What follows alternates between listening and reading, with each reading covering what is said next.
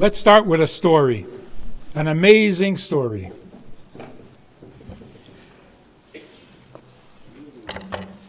When Khomeini,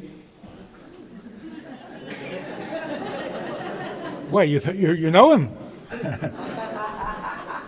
When he gained power in Iran, the Jewish community had no idea what this is going to be. Who is he? What does he want? What's he going to do?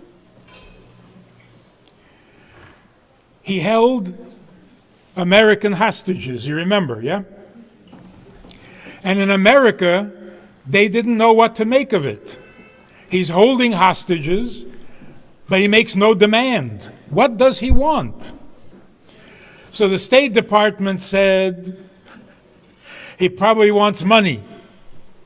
The Pentagon said he probably wants weapons.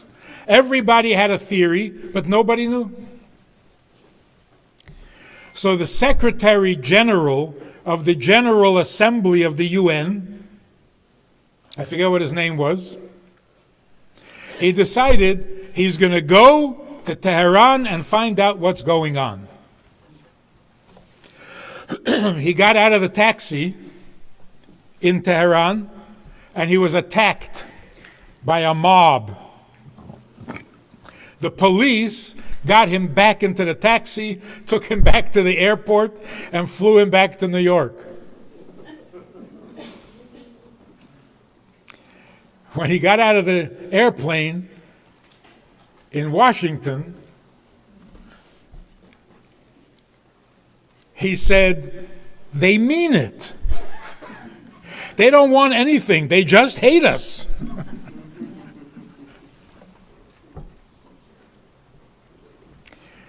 So the government, trying to find out what's going on, asked Khomeini if clergy could come visit the hostages for their spiritual needs. And he agreed. So they went looking for non-Jewish clergy, and because there were 2 Jews among the hostages, they wanted a rabbi. But of course, he wouldn't allow a rabbi from the United States. So they called a rabbi from Mexico, Rabbi Hirschberg. And the UN said to him, "Would you agree to go visit the hostages? But we can't guarantee your safety. You could become a hostage too." So he said, "Let me call you back." He flew to New York, and he spent more than 2 hours with the Rebbe.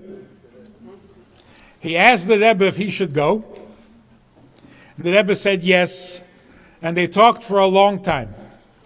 As he was walking out of the room, the Rebbe said to him, "Don't forget to take a menorah, a Chanukah." And this was in the middle of the summer. He thought, uh-oh. Why am I going to need a Hanukkah menorah? But he didn't ask. He went back to Mexico. He called the UN to say that he's ready to go. And they told him that Khomeini changed his mind and nobody's going. Months go by, and the United States and the UN still don't know what's happening with the hostages. So it came holiday season, if you know what I mean, the end of December. So they asked again, the hostages need their spiritual help. Would he allow the clergy to come? And he said yes. So the UN called Rabbi Hirschberg. The trip is back on. Are you still willing to go? He said yes. He packed a menorah and he landed on the 4th night of Chanukah. They took him with two priests, Lahavdil. They took him into the big room where they were holding the hostages. And of course, they knew that the room was bugged. So they were afraid to say anything. So after a little exchange, how are you? You feeling well? Everything's good? Yeah. They didn't know what else they were allowed to say. So they were a little uncomfortable. And suddenly they hear from the corner of the room, the Jewish hostages and Rabbi Hirschberg are lighting the menorah and they're singing. So all 50 hostages they all went to watch the menorah. Somehow, the word got out to the Jewish community that a rabbi came, they lit the menorah, they sang a song, and they're still alive. So maybe it's not so bad. There was a little hope. Friday was the prayer day. And Khomeini was new, popular. So for the prayer, almost 1 million people came in front of the palace, in the street, to pray with Khomeini. So they set up a big stage for Khomeini and his family, another stage for the ministers, a stage for the visitors, the guests,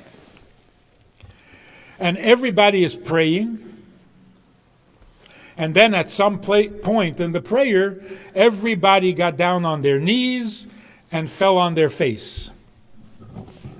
Everybody, except Rabbi Hirschberg.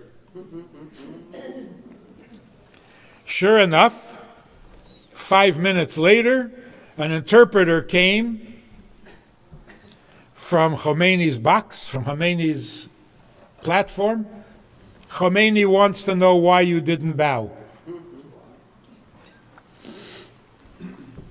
Rabbi Hirschberg said, because I'm a Jew and I'm not allowed to bow to anything or anyone except Hashem. And you're praying in a language that I don't understand, so I couldn't take a chance. The interpreter goes away. 10 minutes later, one of Khomeini's sons comes to Rabbi Hirschberg and says, my father wants to talk to you. And he takes him over to Khomeini's box. And Khomeini says to him, through the interpreter, tell him that I appreciate his honesty and I appreciate that he doesn't take me for a fool, like the ministers who did bow. So Rabbi Hirschberg said, tell your father that if he appreciates, he should give me an appointment. I need to talk to him. So they made an appointment for Monday morning in his villa. That Friday night, Rabbi Hirschberg went to the synagogue in Tehran where Rabbi Ezrachian was the rabbi. The streets were full of people because they heard what happened. He didn't bow. He's still alive. He lit the menorah. He's still alive. They all came to see this rabbi. The streets were so full that he couldn't get through to the synagogue. Finally, they davened, they prayed, and then at the end, he went up to the second floor of the synagogue, and he spoke to the people in the street from the window. Monday morning, he went to the villa, and they spoke all morning, all afternoon, for hours and hours. They spoke about everything. One of the things Rabbi Hirschberg told Khomeini is that the Magen David, name of the shul, the Magen David that is on the tefillin bag and on the Torah covers is not from the Israeli flag. It's much older. Khomeini said, "Oh, I didn't know." He called in a secretary and he said, "Send out letters to everybody. Al kol Medina o Medina." That any Jew who has a Magen David on his tefillin bag or on the Torah cover should not be harmed.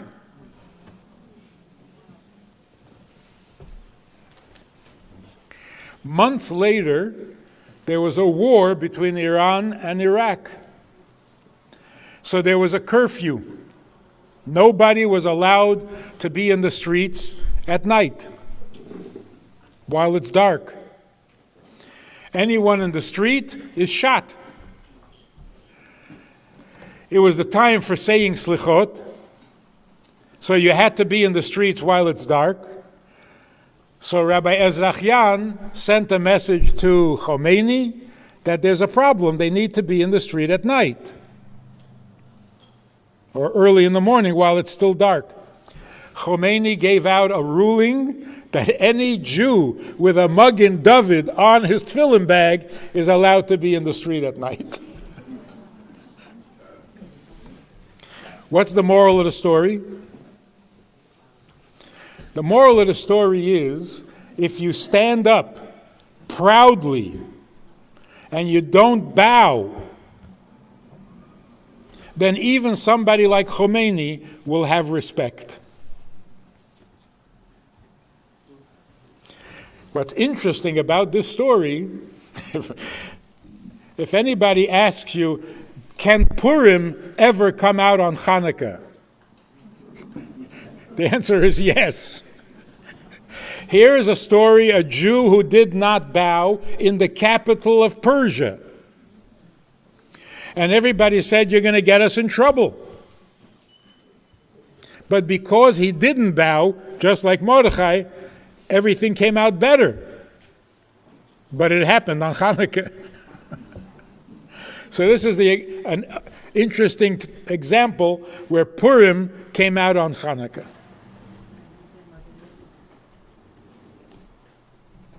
If we don't bow, if we are proud, not arrogant, but proud, the whole world has respect. When we are not proud, the whole world loses respect.